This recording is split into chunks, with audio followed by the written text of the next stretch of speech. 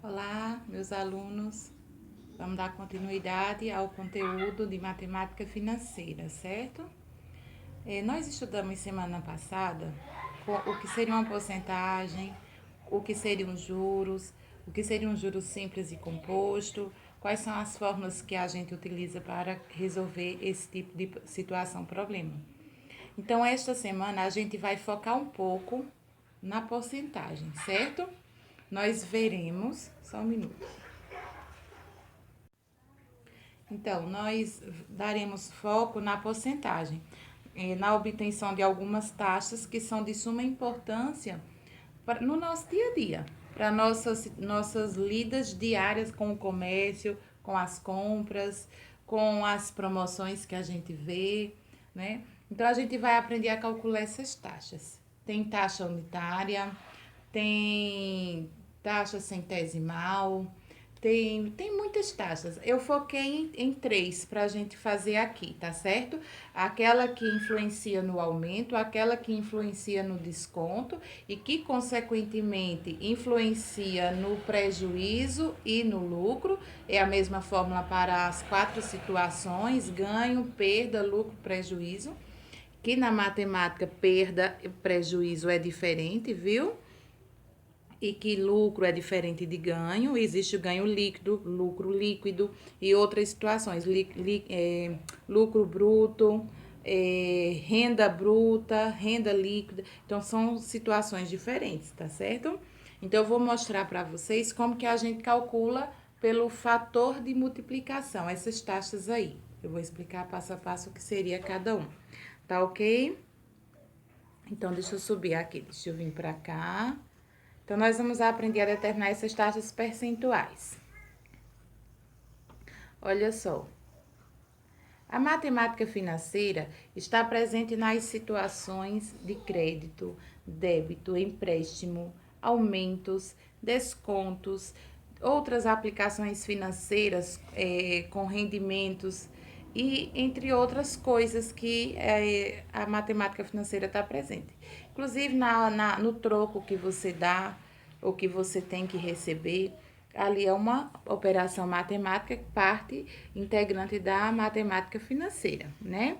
Então, todos esses produtos, eles requerem o uso de cálculos relacionados à utilização de taxas de juros, menos, é claro, a questão do troco, que representa a quantidade de unidades a serem calculadas em cada 100 partes. A porcentagem, ela sempre considera o universo total como sendo 100, é o nosso 100%. Então, não importa se você comprou mil coisas, 1000 produtos, a matemática financeira vai sempre focar no 100, que é o 100%. Então, você comprou 1000, pagou X, então isso é teu 100%. Você comprou 1.500, pagou X, então isso é o teu 100%. Então, focar sempre para resolver porcentagem, devemos focar sempre nesse universo de 100%, o todo, ok? Todos os produtos já foi lido, né? Em virtude disso, destacamos os valores de taxa, que utiliza o símbolo por cento, ok? Deixa eu ampliar aqui. Bom, seguindo aqui, ó. Para efeito de cálculos, a taxa percentual é substituída pela taxa unitária.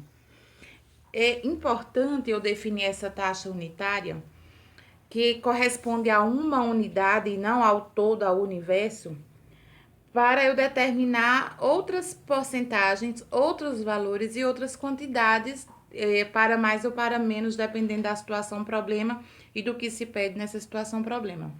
Taxa unitária. O que vem a ser? A taxa unitária é o valor de uma unidade de produto. Seja esse produto um empréstimo, um juro a pagar, um juro a receber, é o valor de uma unidade, ok?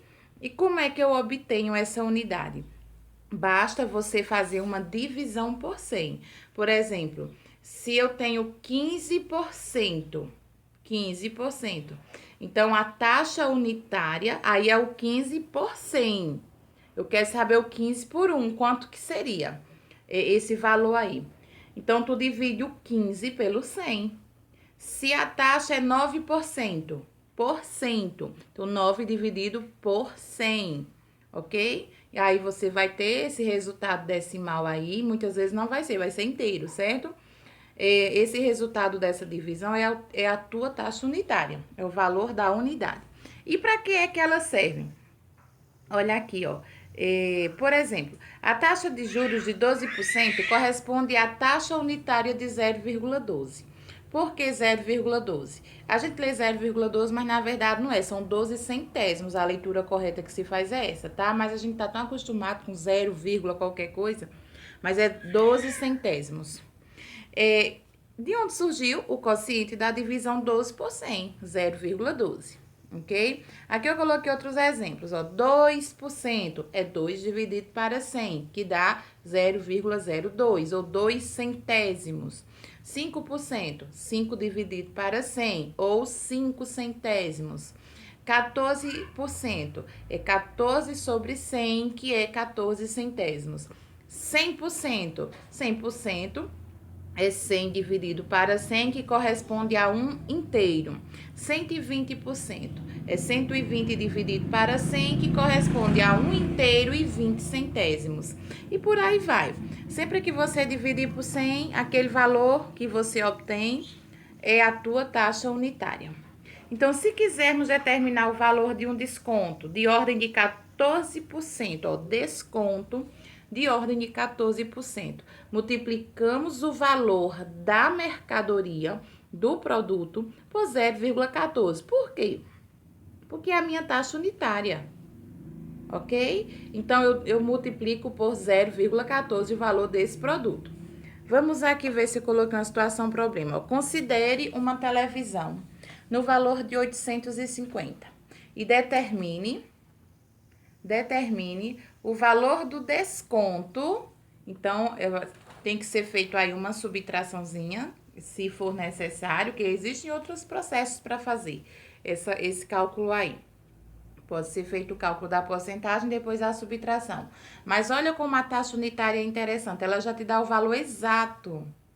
Não precisa mais você fazer outro cálculo. Olha, considere o valor de uma televisão de 850. Então, determine o desconto, o valor do desconto, utilizando a taxa de 14%. Então, bem, 14% pode ser escrito na forma 14 sobre 100 e deve ser escrito para fazer pela taxa unitária, certo? 14 sobre 100 você divide um pelo outro, o numerador pelo denominador, vai dar 14 centésimos, ou 0,14, como vocês conhecem. Então, isso é a minha taxa unitária, 14 centésimos. Isso daí vai multiplicar o preço dessa televisão, que é 850. Tá aqui, ó. 850 vezes 0,14 é igual a 119. Então, o desconto dessa televisão vai ser exatamente 119. Foca na pergunta. Olha o que a pergunta pediu. O valor do desconto e não o valor que eu vou pagar pela TV, certo? Então, o desconto é R$119. Se eu quisesse, a pergunta fosse, quanto é que tu vai pagar pela televisão? Era só subtrair 850 menos 119. Subtrair 119 de 850, né? Então, isso aqui é o valor do desconto. Outras formas de fazer, inclusive, como a taxa unitária, o ideal é vê-la no sexto ano, mas eu nunca pego sexto, eu sempre estou com oitavo e nono, eu já trabalho de uma forma mais direta, usando mais o raciocínio lógico. Na sala de aula, eu ensinaria a vocês a fazer o seguinte. Olha só, o todo é o quê? 100%, né? Assim, então 850 é meu 100%, concorda? Então, se eu vou ter um desconto de 14%, ó, cadê aqui? Se eu vou ter um desconto de 14%, eu não vou estar pagando os 100. Eu vou estar pagando 100 menos 14. Não é isso? Eu vou estar pagando 100 menos 14. Então, se a pergunta não fosse o valor do desconto, fosse quanto é que eu vou pagar pela TV, para evitar a subtração que eu teria que fazer aqui, ó, 850 menos 119. Para evitar esse segundo cálculo, você calcularia 100% menos os 14, que dá exatamente o valor que tu vai estar pagando pela televisão. No caso, 86% é o que tu vai estar pagando, né? 100 menos 14, 86%. Então, tu vai atrás desses 86%. Eu acho mais simples e mais direto, faz um cálculo só, certo? Vamos aqui, outras taxas. Aqui é a taxa unitária, tá certo? A taxa unitária te dá o valor do desconto ou o valor do aumento, dependendo da situação problema. As outras taxas é o fator de atualização. Esse daqui, essa parte aqui, o 8º ano estudou agora.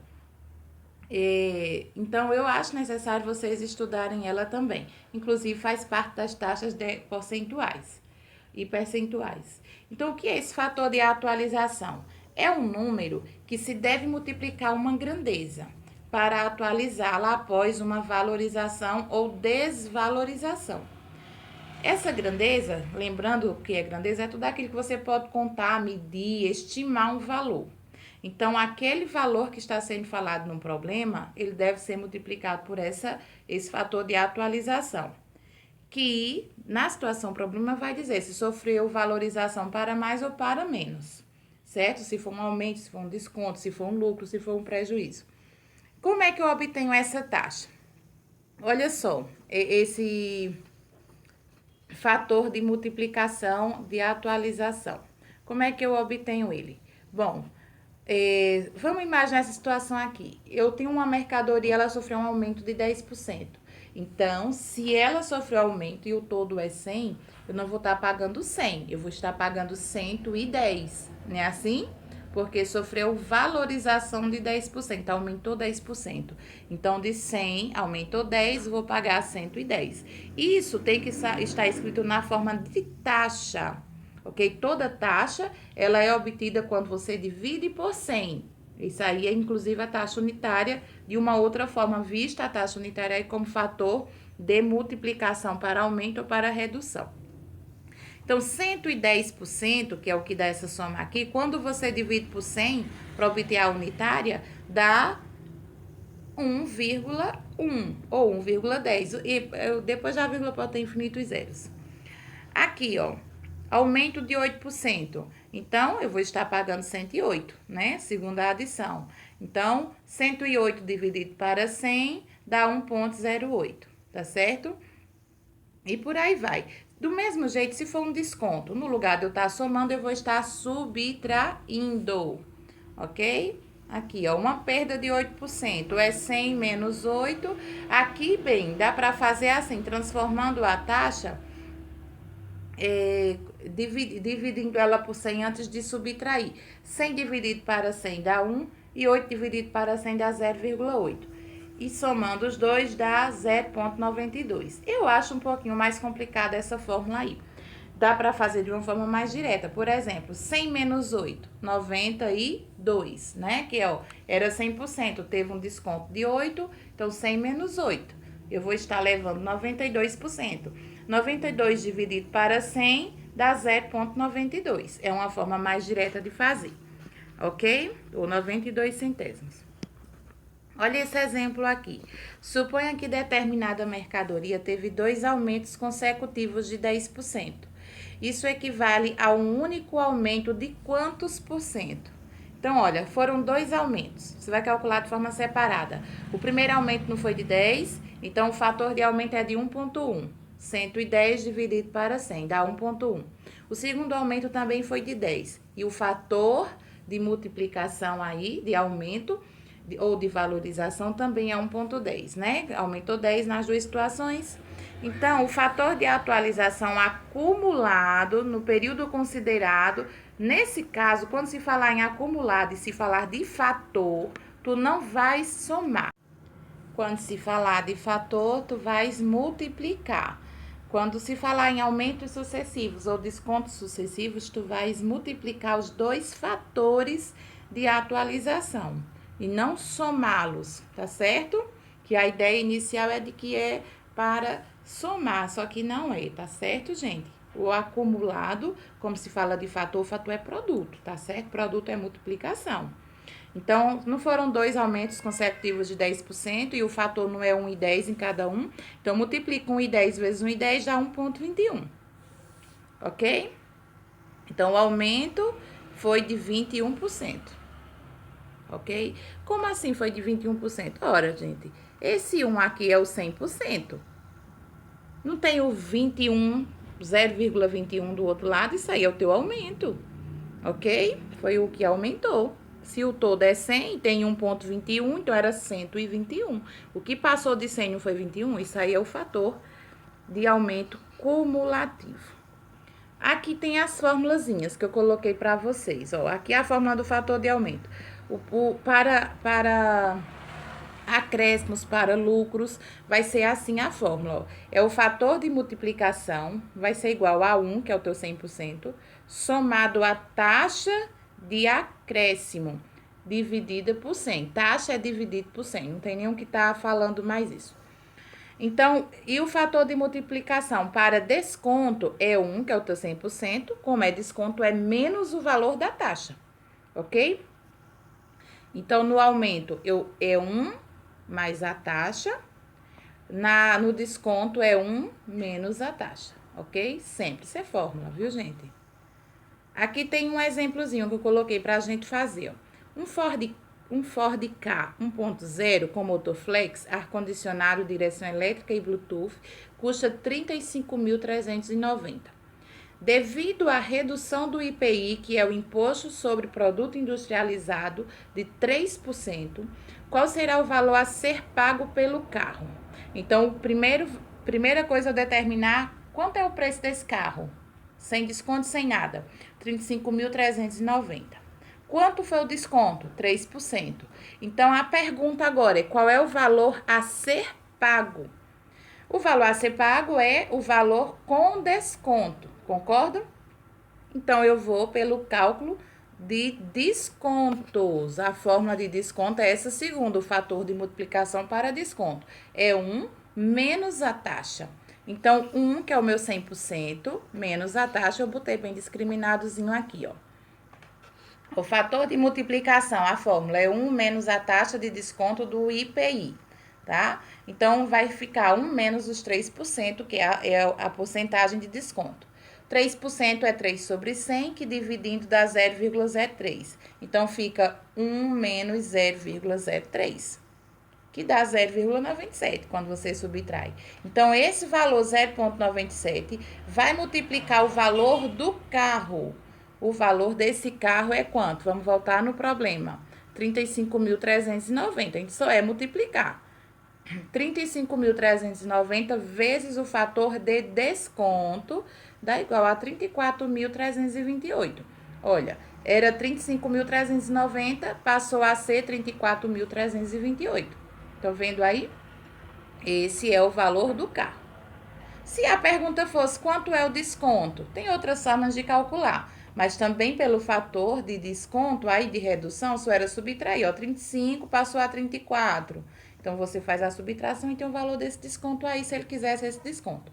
Mas ele pediu o valor novo do carro, atualizado. Então, atualizado pelo fator multiplicativo de desconto é 34.328.